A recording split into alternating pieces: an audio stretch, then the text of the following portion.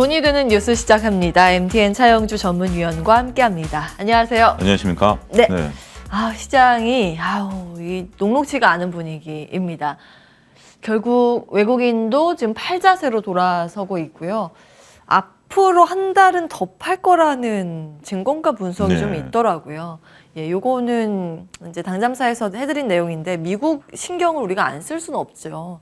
미국에서 고용 보고서도 너무 잘 나오고 물가는 발표되는 족족 예상을 상회하고 주말에 발표된 게 PC인데 요게 연준에서 가장 중요하게 보는 물가 지표죠. 근데 요거가 7개월 만에 처음으로 그 전달 대비했을 때 플러스로 돌아섰습니다. 이게 마이너스 나올 거라고 생각했는데 플러스. 물가가 잡히는 건 맞아? 막 이러면서 금리가 오르고 금리 오르니까 위험 자산들이 다 이제 힘을 못 쓰고 있는 그런 양상입니다. 다음 보시죠. 수급적으로 봤을 때 외국인들의 패턴이 좀 있는데요. 9주 연속 막 순매수를 하다가 4주 연속 매도했다가 9주 중에서 한 8주 막 순매수했다가 4주 중에서 한 3주 매도했다가 8주 연속 막 순매수를 하다가 이번에가 이제 첫 순매도 전환이라서 이게 이 전 패턴처럼 짧게 끊고 다시 매수로 전환을 할 것인가 아니면 아예 패턴이 매도로 바뀌는 것인가 이게 이제 기로에 서 있다 뭐 이런 그런 내용입니다.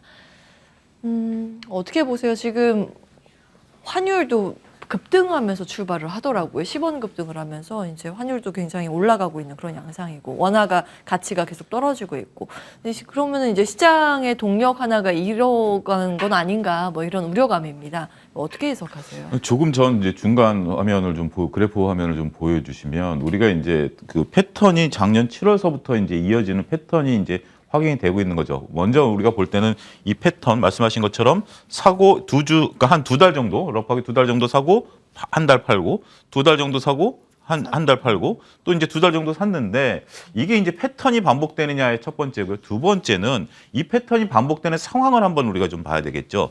첫 번째는 우리가 이제 조금 뭐라고 얘기하기 좀 어려웠었던 좀 상황이다라고 말씀드릴 수 있겠습니다만 두 번째 패턴에서는 환율 효과가 좀 뚜렷했었다라고 좀 말씀드릴 수가 있겠죠. 환율이 1,400원에서 1,300원으로 왔었던 상황. 그다음에 이제 세 번째 패턴에서 지금 된 것은 환율은 1,300원에서 1,200원대까지 왔었던 상황. 이렇게 우리가 또 이해가 가능하겠죠. 그런데 지금 환율이 이제 1,200원에서 1,300원으로 올라와 버렸습니다. 여기서 이제 또 가파르게 지금 말씀하신 것처럼 환율이 뛰고 있는 상황이라면 외국인들 입장에서 본다라면 좀 곤혹스럽죠. 환율이 추세적으로 강세, 그러니까 1,400원에서 1,300원, 1,300원에서 1,200원으로 올 때마다 100원씩 차익이 남기는 거거든요. 주가랑 상관없이. 그런데 여기에 이제 그것들을 이제 환율에 대해서 차익을 남기면서 돈이 들어와서 무엇을 했냐라면 삼성전자를 필두로 해서 IT를 샀었죠. 그러다 보니까 소위 두 마리 토끼를 다 잡을 수 있었던 상황이었다라고 우리가 미루어 짐작이 됩니다. 환율에서 뭐 몇십 원, 100원 먹는 거고 그다음에 삼성전자가 6만 원대 최고까지 올라가면서 플러스가 나다 보니까 두 마리 토끼를 다 잡을 수 있었던 상황이다라고 말씀을 드릴 수가 있겠죠. 그런데 환율이 이제 뒤로 밀리게 된다라면 지금 그들이 볼 때는 이익이 안 나던 아니면 진짜 1,250원에 들어왔었던 분들은 손해를 보는 그런 상황이 연출이 된다라는 거죠. 물론 단기적인 시각일 수 있습니다만 지금 시장은 장기적인 시각보다는 단기적인 시각이 중요하다 보니까 그들이 추세적으로 우리나라에 들어올 수 있는 요소는 못 된다.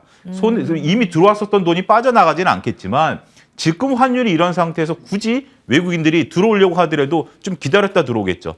오히려 1,350원대까지 빠져준 다음에 다시 1,300원으로 오게 된다면 50원 차익을 볼 수 있으니까 후퇴기에는 잘 안 들어와요. 이게 환율이 다시 그러니까 이제 1,300원, 1,400원 쪽으로 갈 때는 원래 잘 안 들어와요. 워낙 약세일 때는. 근데 워낙 강세여야만 들어올 수 있는 요건. 여기에 이제 맞물리는 게 지수, 삼성전자의 가격 이런 것들이 저는 공교롭게도 맞물렸다라고 좀 말씀드릴 수가 있겠습니다. 일단 반복될 그 패턴이 또 반복될 가능성에 대해서 한 증권사에서 정확히 짚어냈고 거기에 대해서는 우리가 충분히 우려감을 나타낼 필요는 있다라고 봐요. 보통 우리가 이제 1월 효과, 은행커가 그때 당잠사에서 1월 초순에 달았던 그 자료가 갑자기 기억이 나는데요. 우리가 이제 1월 효과가 뚜렷하게 나타나면 2월과 3월이 좀 쉬어가는 그런 형국이 좀 있었어요. 근데 우리가 1월 효과가 생각보다 좀 길었죠. 여러 가지 이유가 있긴 있었겠습니다만 지수상으로 놓고 보면 좀 길었었던 상황. 근데 이게 어떻게 보면 길었다라고 표현하기는 좀 어폐가 있어요. 안 밀렸었죠. 2,400을 안 깨고 안 밀리고 코스피가 지켜지다 보니까 오히려 코스닥이 이것을 발판으로 해서 시세가 올라갔다. 저는 그렇게 봅니다. 만약에 코스피가 2월 달에 2,400을 깨고 내려갔으면 코스닥이 과연 그렇게 갈 수 있었겠느냐. 저는 또 그 점에 대해서도 의구심을 나요. 맏형이 버텨주니까 충분히 동생들이 뛰어놀 수 있는 여건이 마련됐었다라고 저는 보여지거든요. 그러니까 많은 분들이 투자에 대해서 두려움을 느끼지 않았고, 야, 지수가 버텨주네? 삼성전자가 버텨주네? 그러면 우리가 이제 더 지수는 올라갈 수 있는 거 아니야? 라고 이제 심리적인 안정감이 됐었던 부분들이죠. 근데 이제 이게 변곡점이 될 가능성에 대해서 우려감을 우리가 한번 고민해 봐야 될 시점이 온 것 같아요. 오늘 같은 경우도 2,400이 깨졌지만 빠르게 올라왔기 때문에 만약에 오늘 종가가 2,400 밑으로 깨진다라면 하루 이틀 가지고 얘기하기는 어렵겠습니다만 조금 코스피가 깨지면 순차적으로 코스닥도 밀릴 수밖에 없다라고 봐요. 하지만 코스피가 2,400을 버티려고 안간힘을 쓰고 있다라면 물론 삼성전자만 갖고는 안 되겠죠. 지금 삼성전기라든지 뭐 이런 쪽들이 올라오면서 버텨주려고 노력을 하고 있다라고 보면 가능성은 전 있다라고 보여지고요. 그러면 오히려 이 시간은 좀 순영이 될 수 있지만 그래도 일단 외국인들 수급이 좀 확인되는 구간, 그다음에 2,400이 조금 밑으로 언더되면 밀리긴 할 것 같아요. 근데 그렇다고 해도 많은 분들이 걱정은 그렇게 특별히 안 하시는 것 같아요. 2,300까지 갈 가능성에 대해서는 지금 증권가에서 이렇게 얘기가 안 나오는 상황이기 때문에 수급을 소화하는 과정에서 일단은 좀 쉬어가야 되는데 쉬어가는 폭이 얼마큼 될 것인가 여기에 좀 관심을 가져야 될 것 같습니다. 아예 기조가 확 꺾였다기보다는 숨 고르기 조절을 그렇죠. 하는 그런 단계로 들어갔다고 보셨습니다. 네. 외국인이 어떻게 이제 패턴 변화를 가지고 가는지 볼 필요는 있겠고 당분간 러프하게 봤을 때 한 달 정도의 조정 가능성을 열어두고 보시는 뭐 한 달 정도 지나고 나면 또 사니까 우리가 좀 긍정적으로 봐야 되겠고 글로벌 자금 흐름들을 보게 된다라면 미국에서 오히려 미국 투자자들이 돈을 좀 빼요. 그런데 그게 어디로 가느냐? 신흥국 쪽으로 와요. 베트남.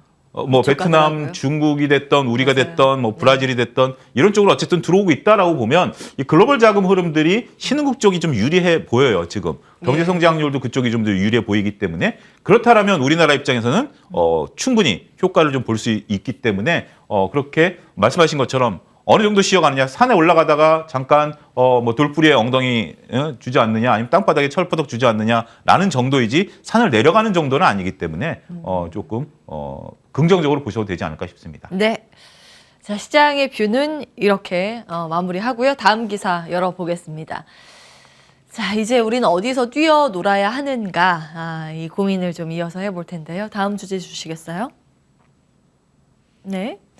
자, 이 세아 그룹주의 질주가 나오고 있습니다. 몇몇 기업은 이제 상한가로 바로 직행을 하더라고요. 바로 세아베스틸 지주 같은 경우는 이런 게 홀딩스 이런 게 이제 상한가로 지금 직행을 해 있는데 그 일론 머스크의 스페이스 X라고 우주 쪽 하는 요 사업을 하는 요 기업이랑 뭔가 논의를 한다는 소식이 전해지더라고요. 이제 세아 쪽은 특수합금 공급 계약 논의 중이라고 하는데 아마 이제 본체, 로켓 위성 이쪽에 들어가는 뭐 티타늄 이런 쪽을 납품 계획을 가지고 있는 모양입니다. 아직 확정 보도는 아니고 서로 이제 논의를 한다. 이 소식으로 인해서 대주주 상장되어 있는 이 기업이 일단 상승 제한폭까지 치솟은 모습입니다. 다음 보겠습니다.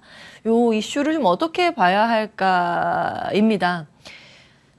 우주 쪽으로 봐야 할까 아니면 이런 철강 산업을 봐야 할까 아니면 이걸 좀 확인을 하고 넘어가야 하는 것인가 이런 가장 부분이요. 중요한 건 일단 확인을 해야죠. 일단 예. 논의 중에 있다라는 것이고 일단은 공급이라든지 여러 가지 중에서 논의가 이제 빨라야 올 말에 이제 체결될 가능성이 있다라고 보는 거기 때문에 논의 과정이 만만치 않다라고 보는 거죠. 일단 뭐 여러 가지 이제 그쪽에 논의하는 과정에 있어서 테스트라든지 여러 가지 부분들이 있어야 되기 때문에 근데 접촉하고 있다라는 것만 하더라도 굉장히 좀 긍정적일 수 있는 부분들은 된다라고 보여지죠. 근데 이게 이제 우주 산업으로 우리가 확장하는 것보다는 개별 철강 쪽 테마로 저는 보시는 것이 좋다라고 보여지고 이게 확인이 되는 과정이 좀 필요하다라고 보여지고 확인되는 과정에서는 이제 매출 규모라든지 이런 것들이 이제 가장 중요하겠죠.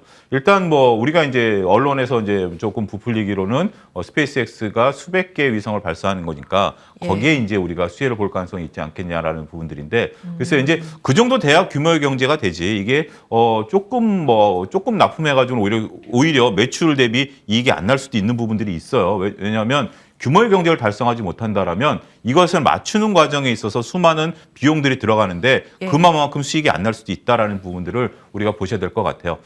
자, 일단은 뭐 철강 쪽으로 보면 세아베스틸 지주 세아베스틸 홀딩스를 제가 이제 재무제표를 잠깐 들어오기 전에 봤는데 예. 영업이익률 변동성이 좀 커요. 그러니까 매출 같은 경우는 우리가 이제 2020년, 2021년, 2022년 거의 조 단위로 늘었어요. 거의 조 단위로 이제 매출이 늘어나는 과정이지만 2020년에는 영업이익이 적자였어요. 아. 그러다가 2021년에는 영업이익률이 한 6% 정도 났어요. 그런데 지금 이제 2022년에 우리가 이제 실적으로 보게 된다면 영업이익률이 그보다 좀 떨어지는 그런 모습을 좀 보여주고 있습니다. 그렇기 때문에 우리가 이제 아무래도 원재료 가격에 따라서 이 이익이 난다라고 봐요. 매출은 거의 1조 단위씩 늘어나지만 영업이익 자체가 오히려 2022년이 매출은 거의 한 7천억 정도 늘었는데 영업이익이 오히려 줄었으니까 이건 아무래도 원자재 가격에 대한 어떤 폭등 이런 영향을 좀 받을 수밖에 없었겠죠. 자, 이 뉴스는 결국 뭐 여러분들 잘 아시는 것처럼 테마로 움직이는 부분들이고 예. 계약이 체결된다 하더라도 또 한 차례 이제 움직일 가능성은 있습니다. 하지만 테마다라는 것을 명확히 인지를 하시고요. 예. 이게 뭐 매출이라는데 테마가 아니냐, 테마랑 좀 다르지 않느냐라고 볼 수 있습니다만 결국 매출은 영업이익과 관련돼서 생각을 하셔야 되기 때문에 단순하게 계약을 맺는 지금 이제 검토 단계다라는 거죠. 예. 검토 단계다라는 것들이고 이게 나중에 정말 본계약이 돼서 정말 매출로 일어나서 수익이 충분히 개선될 가능성에 대해서는 우리가 충분히 기대감을 가져야 되는 부분들이 있긴 합니다만 예. 주가가 좀 선반영했다라는 부분들은 잘 우리가 감안해야 되지 않을까 싶습니다.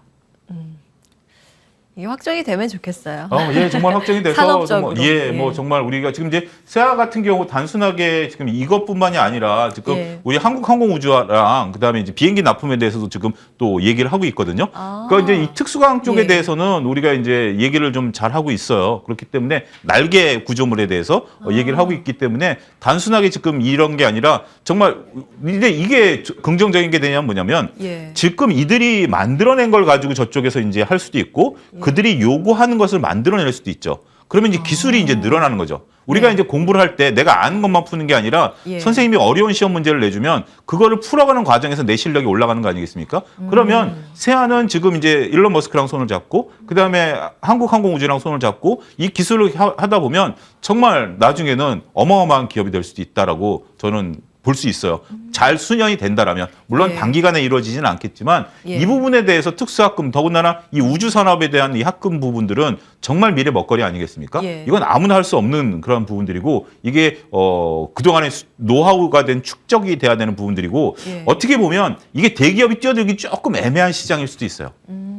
대기업 입장에서 보면 이게 지금 뭐 날개 구조물이라는 게 수백 개를 팍팍팍 찍어내는 게 아니기 때문에 중소기업 단에 있는 기업들이 적절한 규모에 적절하게 찍어낼 수 있는 규모의 경제를 갖고 있다. 저는 그렇게 보여집니다. 이게 휴대폰 생산하는 것처럼 라인 깔아가지고 팍팍팍 찍어내는 게 아니잖아요. 예. 하나 만드는데 뭐 수개월씩 걸리고 뭐 하는 거기 때문에 품종 다량 생산 뭐 예, 이런 이런 구조는 거- 아니라고 말씀하시는 예, 그렇기 거죠. 때문에 그런 부분에 있어서는 기대감은 가져야 되지만 주가가 좀 너무 선반영됐다라는 것도 감안하셔야 되지 않을까 싶습니다.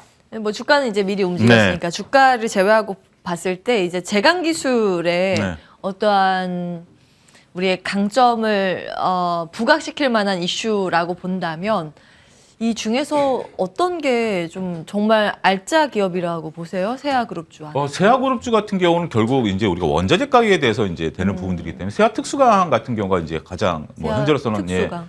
실질적인 일을 할 수 있죠. 열연이라든지 뭐 이런 쪽들에 대해서는 예. 이게 상당히 조금 잘 하는 건데 예. 지금 현재 뭐 2인 뉴스로 다 반응을 해버렸기 때문에 예. 우리가 관심을 갖기엔 조금 거리감이 있다 말씀드릴 수 있겠습니다. 예, 이제 주가 대응 측면이라고 보기보다는 앞으로의 이제 산업의 발달이 어떤 경로로 가는지가 관전 포인트가 될 것 같습니다. 세아그룹주 이렇게 정리하도록 하고요. 다음 기사 열어보겠습니다. MWC가 네. 바로 코앞에 다가왔습니다. 모바일 월드 콩그레스라고 이제 통신 쪽에 네. 집중이 돼 있는 그런 이슈입니다.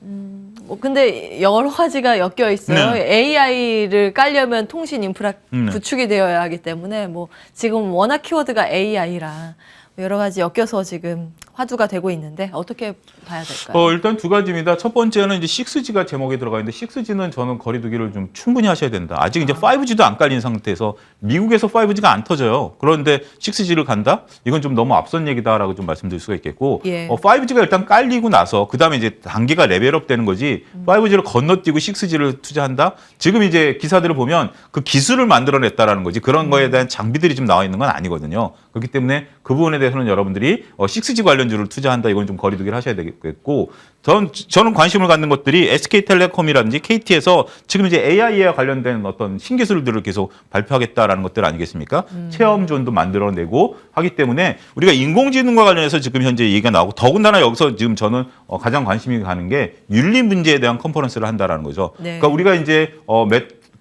마이크로소프트라든지 구글에서 얘기했을 때 윤리적인 부분 저희가 한번 언급을 한 적이 있어요. 특히 이제 마이크로소프트에서, 그러니까 이제 그 구글에서는 이거를 그 레드 존으로 놔두고서 윤리적인 문제라서 기술을 안 꺼냈었던 건데, 예. MS가 얘기를 하니까 이거를 이제 그린 존으로 바꿔가지고 끄집어냈다, 이제 그런 얘기를 말씀을 드린 적이 있는데, 결국 이제 인공지능과 관련된 이런 부분들을 이제 오픈하고 이제 다 얘기를 해서 활용화 단계로 가는 거라고 저는 봐요. 그렇기 때문에 인공지능과 관련해서, 그다음에 그 챗GPT와 관련해서 다양한 기술들이 나올 것을 보고, 이 산업에 대한 관심은 여전히 우리가 꺼질 듯 꺼지지 않고 이루어질 수 있고, 또 주식시장에서도 쉽게 꺼지는 테마는 아닐 수 있다.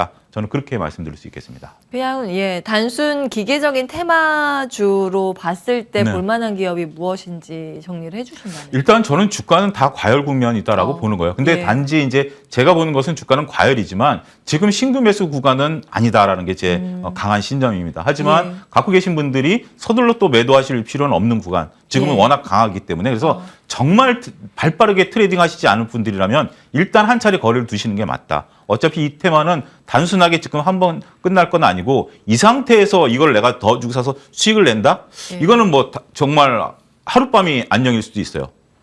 하룻밤이 안녕일 수도 있어요. 그렇기 때문에 그런 부분에 대해서는 조금 저는 자신 있게 지금 더 간다라고 가긴 간다라는 심정, 그러니까 상황 논리를 보면 가는 것 같은데 더 간다라고 제가 말씀드리기는 좀 거리가 어렵다. 있다 말씀드리겠습니다. 예, 알겠습니다. 오늘은 여기까지 합니다. MTN 차영주 전문위원과 함께했습니다. 고맙습니다. 감사합니다.